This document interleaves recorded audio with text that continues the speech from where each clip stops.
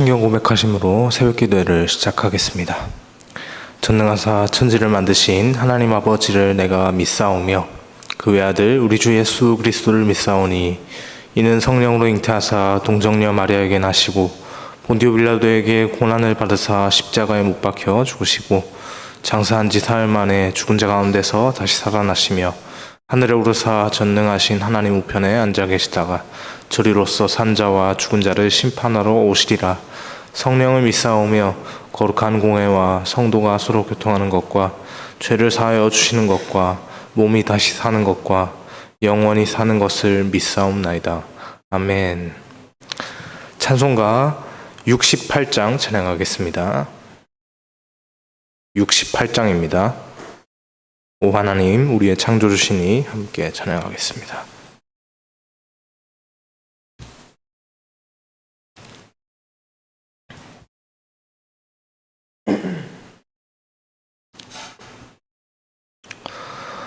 오 하나님 우리의 창조주시니 내 주님께 귀한 것들입니다. 내 주께만 엎드려 경배드리며 내 주의 이름 높이 찬양하네. 오 하나님 우리의 대주제시여 큰 풍랑일 때도 도우셨네. 죽음에서 우리를 구하셨으니 내 주의 이름 높이 찬양하네. 오 주 하나님 이름을 함께 높이며 대주제께 영광을 돌리오리. 그 능력을 우리를 지켜주시니 주 하나님을 높이 찬양하네. 아멘. 이 시간 함께 보실 하나님의 말씀은 예레미야 5장 20절에서 29절입니다. 예레미야 5장 20절에서 29절까지 말씀입니다. 예레미야 5장 20절에서 29절 말씀 함께 보겠습니다. 20절에서 29절까지 말씀입니다.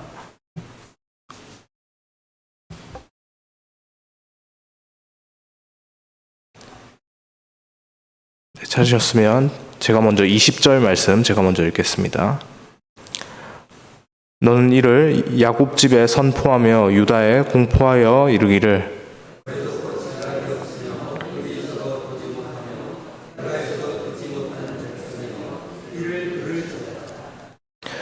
여호와의 말씀이니라. 너희가 나를 두려워하지 아니하겠느냐? 내 앞에서 떨지 아니하겠느냐? 내가 모래를 두어 바다의 한계를 삼되 그것으로 영원한 한계를 삼고 지나치지 못하게 하였으므로 파도가 거세게 이나 그것을 이기지 못하며 뛰노나 그것을 넘지 못하느니라.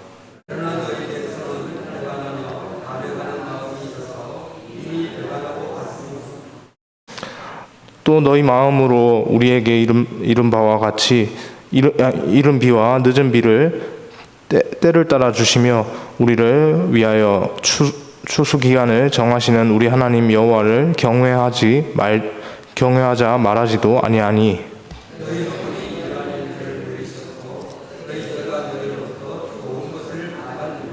내 백성 가운데 악인이 있어서 새 사냥꾼이 매복함 같이 지키며 덫을 놓아 사람을 잡으며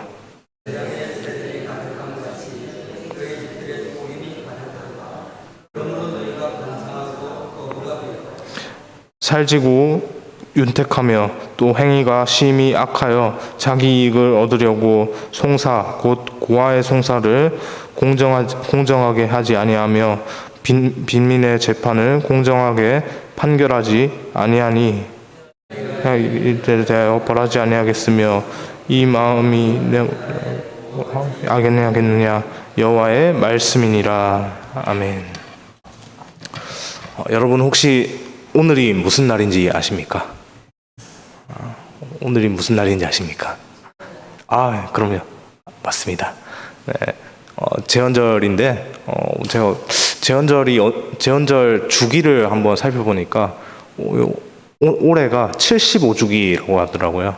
75주년 되는 제헌절인데 이제 헌법에 근간한 법치 국가로서 우리나라 대한민국이 세워진 지 75주년이 되었다는 아주 의미 있는 날이라고 할 수 있겠죠. 네, 이 제헌절을 기념하는 오늘 이 말씀을 생각을 하면서 또 한번 생각을 해봤으면 좋겠습니다. 이 헌법이라는 것이 우리나라의 근간 아닙니까? 어떻게 보면 우리나라의 이제 가장 기초가 되는 부분인데 그 근간이 되는 우리 이 헌법이 외부 세력에 의해서 훼손이 된다면 우리나라가 더 이상 법치 국가로서 대한민국으로 존재할 수 없기 때문에 굉장히 이것은 이 헌법을 지키고 이렇게 훼손되지 않도록 하는 것은 너무나도 중요하다라는 그런 생각을 해봅니다.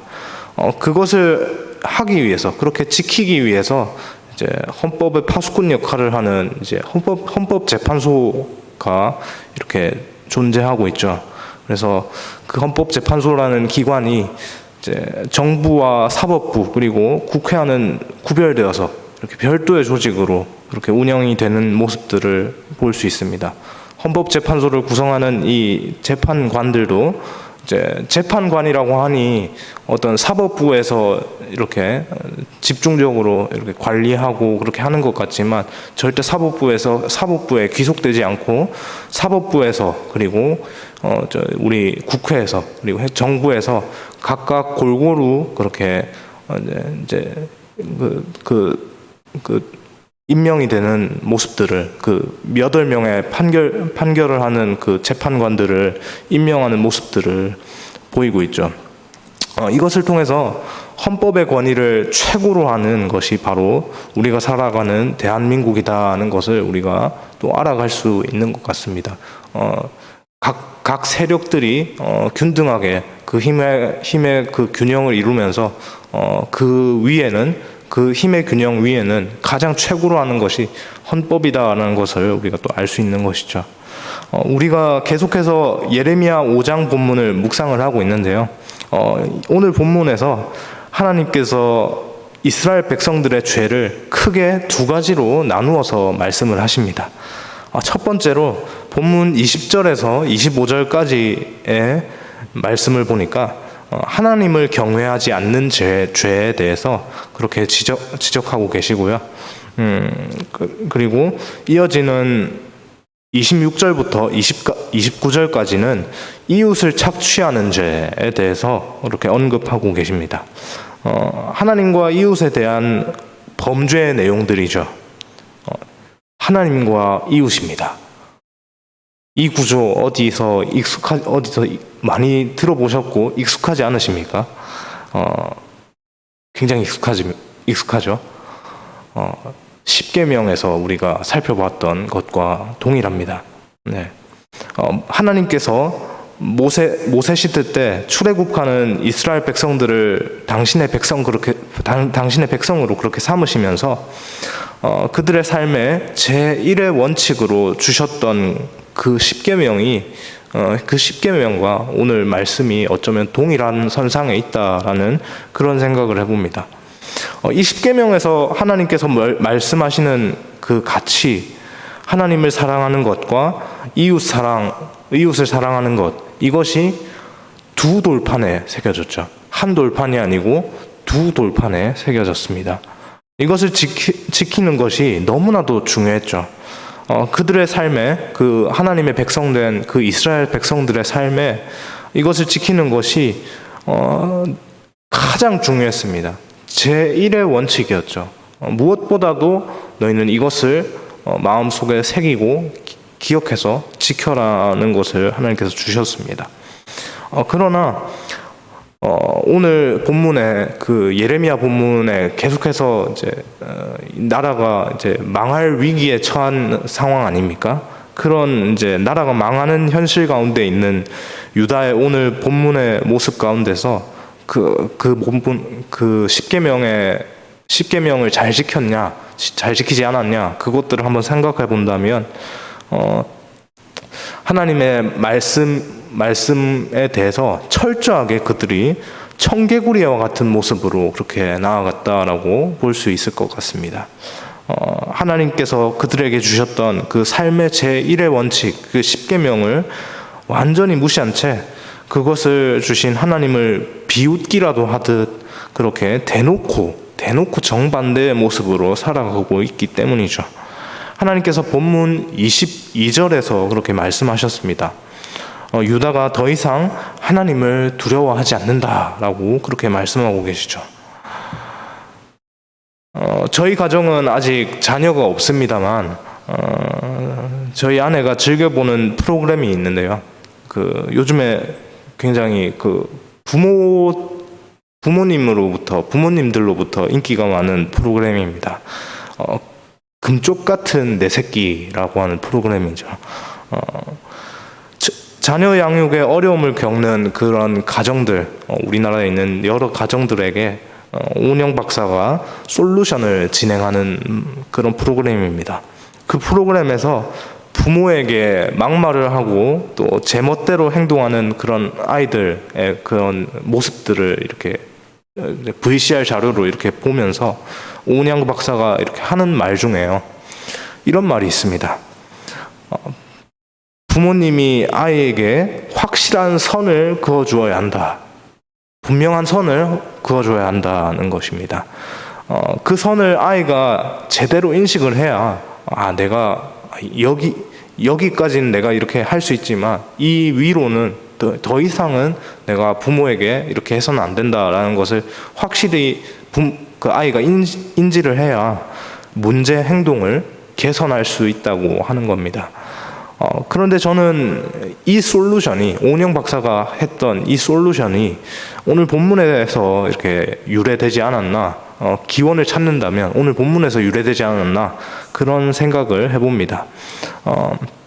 하나님께서 십계명을 주셨음에도 불구하고 끊임없이 말 안 듣는 유다 백성들을 향해서 절대로 선을 넘어서는 행위를 하지 못하도록 분명하게 제안하셨다고 그렇게 이제 이어지는 말씀에서 계속해서 말씀하고 계십니다.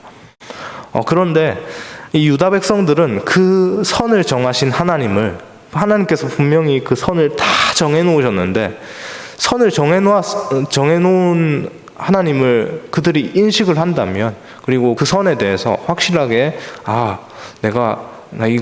이건 분명히 지켜야지라고 그렇게 인식을 한다면 결코 그 선을 넘어설 수 없습니다. 그런데 오늘 유다 백성들은 그 선을 정하신 하나님을 완전히 배신하고 반역했다라고 또 이어지는 본문에서 또 말하고 있죠. 십계명의 첫 번째 돌판을 통해서 하나님께서 말씀하셨던 하나님 사랑에 대한 부분이, 그 원칙이 완전히 무너졌습니다.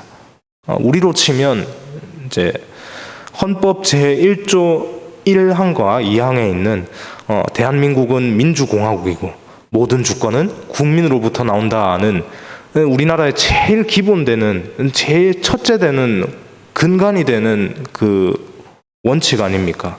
그 원칙이 무너진 겁니다. 하나님 나라인데 하나님을 바라보지 않습니다. 그렇다면 그 나라는 더 이상 하나님의 나라가 아니지 않습니까? 그 모든 것의 원인은 전적으로 범죄한 유다에게 있는 것이죠. 하나님의 백성으로서 하나님을 경외하고 사랑해야 할 본분을 그렇게 망각해버린 것이 그들의 현실입니다. 그 현실들은 어쩌면 쓰러지는 도미노와 같지 않나라는 생각을 해봅니다. 도미노를 우리가 생각해보면 한 번 넘어지는 도미노를 우리가 걷잡을 수 없지 않습니까? 중간에 저 앞에서 아예 싹 쓸어버린 그 끊어지는 고리들을 싹 끊어내버려야지 그것을 멈출 수 있는 것인데, 그것을 타이밍을 잡지 못하면 순식간에 와르르 무너져 버리는 것이 그것이 도미노의 현실이죠. 그 현실들이 본문 26절 이후에 기록된 이웃을 착취하는 행위로, 유다 백성들이 이웃을 착취하는 행위로 나타났습니다. 자기의 이익을 위해서 타인의 삶에 위해를 가하는 그런 비윤리적인 행동들이 나타나는 겁니다. 이런 흐름들은 어쩌면 당연합니다. 도미노가 무너지는 것처럼 도미노 조각이 처음 무너질 때 이제 처음 무너지는 걸 한번 생각해 보십시오. 유다 백성들이 처음에 무엇이 무너졌습니까? 하나님의 사랑하는 것, 하나님 사랑이 무너졌습니다. 하나님 사랑이 무너지니까요, 하나님 사랑이 이웃 사랑으로 그렇게 흘러가기를 원하셨던 십계명의 두 돌판을 가지고 하나님을 사랑하고 이웃을 사랑해라, 이렇게 명확하게 두 돌판으로 순서를 정해주신 그 하나님의 말씀이 그렇게 와르르 무너지게 되는 겁니다. 그 명령에 대해서, 하나님의 명령에 대해서 전혀 개의치 않게 되는 것이죠. 이 상황에서 하나님께서는 결코 가만히 두고 보시지 않겠다고 분명히 말씀을 하십니다. 본문 29절 말씀 함께 읽겠습니다. 내가 이 일들에 대하여 벌하지 아니하겠으며 내 마음이 이 같은 나라에 보복하지 아니하겠느냐. 여호와의 말씀을 정리하겠습니다. 제가 처음에 우리나라가 헌법을 근간으로 하는 법치 국가라고 그렇게 말씀을 드렸습니다. 그럼에도 불구하고 우리의 삶은 어떻습니까? 헌법이 우리 삶에 강하게 와닿습니까? 사실 그렇지 않습니다. 대한민국 국민으로서 자신의 양심을 다해서 그 헌법을 지키고 날마다 지키고 그렇게 기억하는 것을 날마다 생각합니까? 그렇지 않습니다. 헌법은 헌법이고 우리 삶은 그것과는 다른, 그 헌법은 헌법대로 그냥 정해져 있는 원칙과도 같은 것이고 우리 삶은 우리 삶이다라고 그렇게 철저하게 이제 구분되어 있는 그런 모습으로 우리가 살아갑니다. 이 모습이 어쩌면 십계명이라는 하나님의 지엄하신 헌법 아래 있는 유다의 모습과 또 비슷한 결이 있지 않나라는 그런 생각이 듭니다. 분명히 세상의 헌법은요, 우리의 일상과는 좀 별개라고 생각이 되어질 수 있습니다. 헌법을 잘 지킨다고 우리 삶에 영향이 있습니까? 거의 없기 때문이죠. 헌법을 지키지 않는다고 해서 우리가 좀 불이익을 당하고 실제적으로 우리 삶에 내가 안 지켰네? 조심해야지라고 하는 것들이 그렇게 실제적으로 와닿지 않기 때문이죠. 그러나 하나님께서 명령하신 그 십계명의 두 돌판, 그 명령하신 그 법을 지키는 것은 우리 삶과 결코 동떨어져 있지 않습니다. 그것을 실천하는 것 또한 하나님 사랑이 이웃 사랑으로 이어져야 하는데, 두 번째 돌판에 보면 어떻습니까? 내 부모를 공경하라, 살인하지 말라, 간음하지 말라, 도둑질하지 말라. 굉장히 우리 삶에 실제적으로 나타나 있죠. 만유의 주관자 되신 하나님께서 이렇게 살아가는 당신의 백성을 보시고 너무나도 기뻐하십니다. 한 주의 일상을 시작하는 오늘 우리가 이 십계명의 말씀을 지키는 것이 완전히 무너진 이 유다 백성들의 이 현실들을 바라보면서 하나님의 백성으로서 하나님을 사랑하고 하나님 사랑이 이웃 사랑으로 흘러가는 것을 우리가 다시 한번 생각하는 이 아침이 되기를 소망합니다. 그래서 하나님께서 진정으로 원하시는 것에 대해서 하나님, 우리가 하나님을 사랑하는 것, 그 가장 우선되는 그것을 먼저 회복함으로 하나님께서 말씀하셨던 그 하나님의 사랑이 이웃 사랑으로까지 흘러가는 것을 그 모습, 하나님께서 원하시는 것을 다시 한번 우리의 삶에서 이루어 나갈 수 있는, 지켜 나갈 수 있는 이런 우리의 모습이 될 수 있도록 인도하여 주옵소서. 이 제목이 우리 가운데 있기를 소망합니다. 네, 기도하겠습니다. 사랑해 주님, 감사합니다. 하나님, 우리의 삶의 모습들을 바라보면 하나님께서 정하신 명령하신 그 법대로 우리가 살아가지 못하는 우리의 모습들을 많이 보입니다. 하나님, 우리가 연약하기 때문에 그 말씀하신 대로 100% 살아갈 수 없습니다. 하나님, 그러나 그 연약함을 우리의 무기로 그렇게 합리화하지 않도록 하나님, 날마다 연약한 우리의 심령을 붙잡아 주옵소서. 우리는 연약하니까 하나님, 우리는 연약하니까 하나님, 이렇게 무너지는 거 하나님도 아시죠? 하나님, 이런 식으로 하나님께 하지 않도록 하나님, 우리의 마음을 붙잡아 주시고 하나님, 온전히 하나님 앞에 마음을 강하게 하여서 그렇게 하나님의 은혜를 구합니다.